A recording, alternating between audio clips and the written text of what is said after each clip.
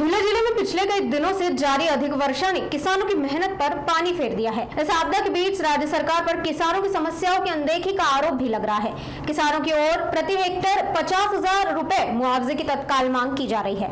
धुले जिले में अधिक वर्षा से किसानों को भारी नुकसान हुआ है। किसानों ने प्रति हेक्टेयर 50,000 रुपए मुआवजे की तत्काल मांग की है। इस बीच कांग्रेस प्रदेशाध्यक्ष हर्षवर्धन सपकाल के आदेश पर धुले लोकसभा क्षेत्र की सांसद डॉक्टर शोभा बच्छाव ने प्रभावित क्षेत्रों का दौरा कर नुकसान का निरीक्षण किया।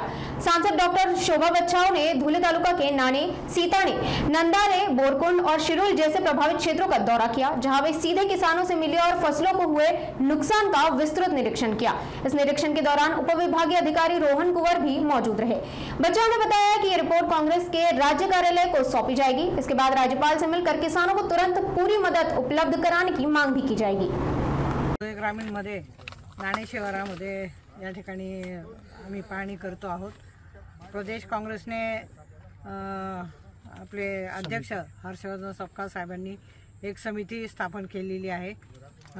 सर्व उत्तर महाराष्ट्राची जी कमिटी आहे त्या पाहणी कमिटीच्या माध्यमातून आम्ही अतिवृष्टीमध्ये ज्या शेतकऱ्यांचं नुकसान झालेले तर त्याचं आम्ही पाहणी दौरा या ठिकाणी आयोजित केलेला आहे। धुळे ग्रामीणमध्ये हे जे आता कपाशी आहे, ज्वारी आहे, मका आहे, तर संपूर्ण शेतांमध्ये पाणी आहे आणि अशा 100% या शेतकऱ्यांचं नुकसान झालेलं आहे। बाबांनी आम्हाला सांगितलं त्यांचं एक क्षेत्र आहे आणि इथे कृषी अधिकारी, तलाठी, तहसीलदार सगळे अधिकारी या ठिकाणी आलेले आहेत। त्यांनी सांगितलं की आम्ही या ठिकाणी पंचनामे केलेले आहेत, परंतु ज्यांचे नुकसान या ठिकाणी झालेले त्यांना महाराष्ट्र शासनाच्या माध्यमातून निश्चितपणे 100% त्यांचं नुकसान भरपाई मिळायला पाहिजे।